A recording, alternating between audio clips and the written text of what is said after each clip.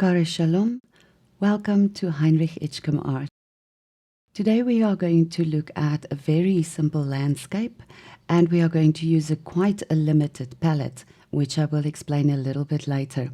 We interpreted this picture or this painting from a picture from Pixabay, and there it is. And you can see that there are similarities, but there's also a lot of differences, and that is what makes interpreting a picture so nice. You don't have to do it exactly as it is in the picture. You can make your own version, your own interpretation of the picture. So the sky is lighter than the one on the picture because we wanted to show the difference or the depth in color. The materials used are listed in the description below. And make sure that you have a little bit of gouache handy as well, and maybe a very small toothbrush, because we will show you how to use that. So Mars Black, Quin Gold Deep, and Indigo are our base colors. There is your sketch. You can interpret it any which way you want, and also put your paper on a little bit of an angle, maybe about 15 degrees when you start, so that this paint that you add can flow down naturally and mix naturally on the paper. You can use a flat brush or a mop or anything handy to wet your paper thoroughly, and only wet it up to your horizon line, up to where the mountain range is, because you are only going to work with the sky area at the moment. So you don't have to be too precise. The colors are going to mix a little bit later on. So wet the paper and make sure that you don't go over the horizon line too far if you do that by accident. Then we're starting with the Mars Black, and from there we go to the Indigo. And the Mars Black was used to give a granulating effect, but by adding the Indigo, it kind of took the granulation away a little bit, which is interesting. So those are the two colors that we used, and you can make it darker or lighter as you wish, but always remember that the top side of your sky is usually the darkest part, and the bottom of your sky, close to the horizon, is usually the lightest part. So add more indigo if you want to, or add more black, whichever black you have. Mars Black has got a little bit of grayish, brownish color undertone to it. So adding more indigo helps to make your sky area darker. Now, you had a very flat, very wet surface, and that's why the paint disperses quite nicely. And you will see it makes different tones, different values into your sky area. And it looks rather dark at the moment, but remember with watercolors, they dry back a lot, and then they are a lot lighter. So don't be afraid to add your colors boldly.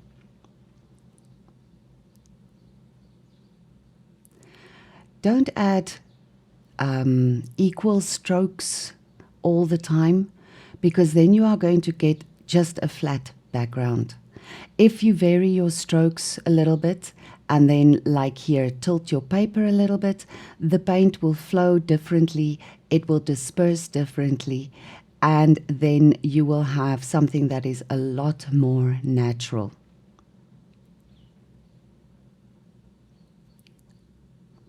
And no, there's no green in the paper or in the paint here. It is probably the way that the light falls that makes it look green, because as you can see now, it is all blue and black. So dry up the edges of your tape so that you can prevent possible seepage. It is always important to do that, especially if you had a very, very wet surface. Dry off the sides so that you don't have seepage underneath the tape.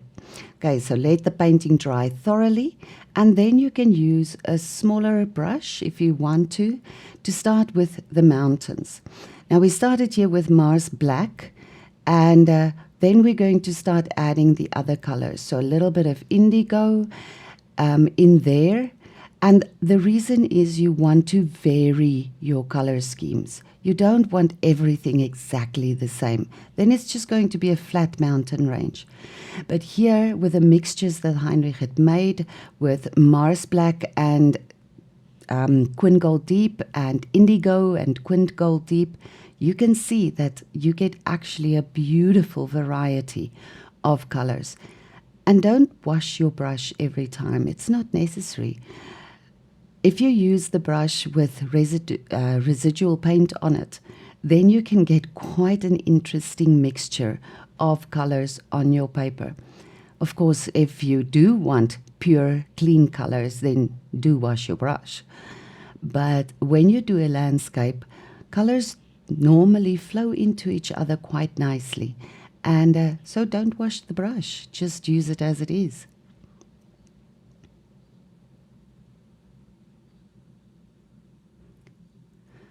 Now for the larger areas, obviously, you can use a bigger brush if you want to, but you honestly don't have to. You can use whatever kind of brush you like. It also depends on the size of your paper.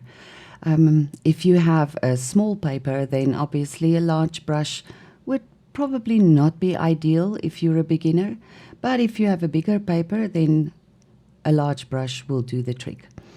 So the mountain range on the right is catching a little bit of light from outside of the picture. So that's why it is a little bit lighter on this side. The colors are a little bit warmer also to help you create distance. So the cooler colors of the mountain range in the back, the indigo, the Mars black, that pushes the mountain range to the back. The warmer colors of the mountain on the right brings it a little bit forward.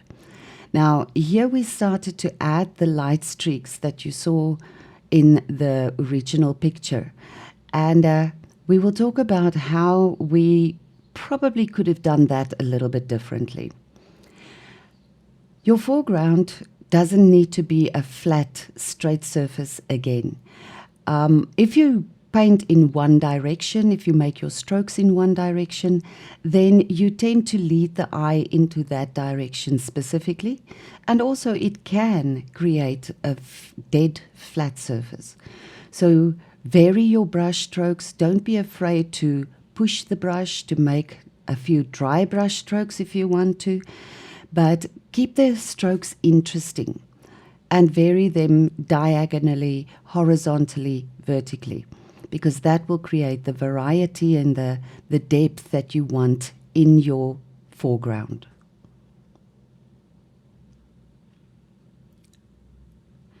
A little bit of splattering that, ran into the sky.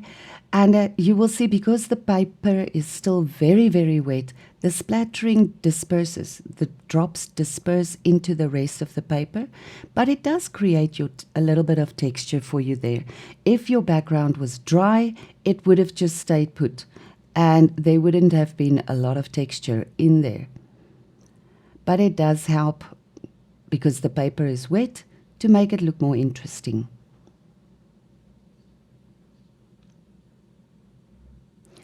And then you are going to splatter a little bit of water. Now, this brush holds a lot of water, so the splatters are quite big. But then again, it gives you that idea of probably bushes that's growing in the foreground and so on. So let the water spread a little bit, push the paint away while you work on something else. And then you can also use a paper towel if you want to just sort of dab out some of the excess water, excess paint that you have, just to give a little bit more of an interesting foreground.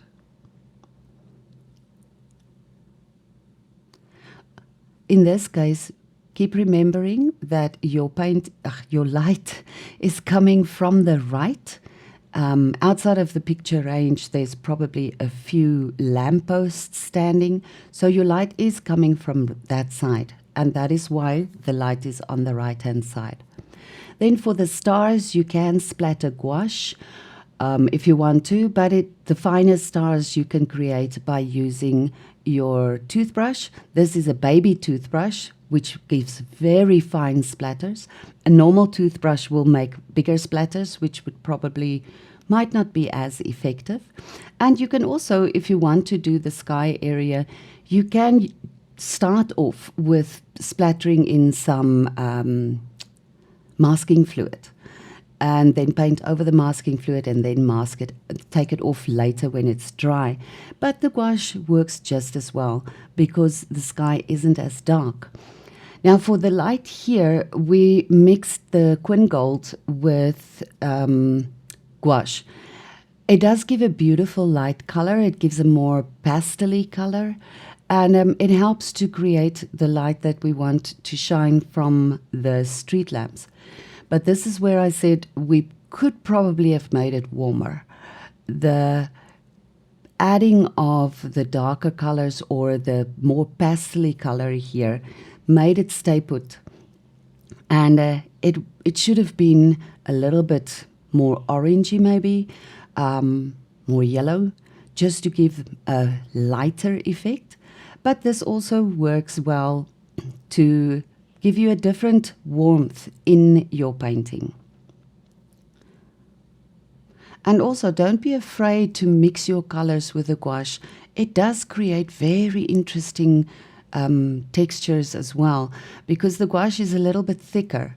So where the watercolor has a smooth, flat feeling to it, adding the gouache makes it just a little bit thicker. Right, that's it. Thank you so much for watching. Please like, subscribe, and give us a comment. Vaya con Dios.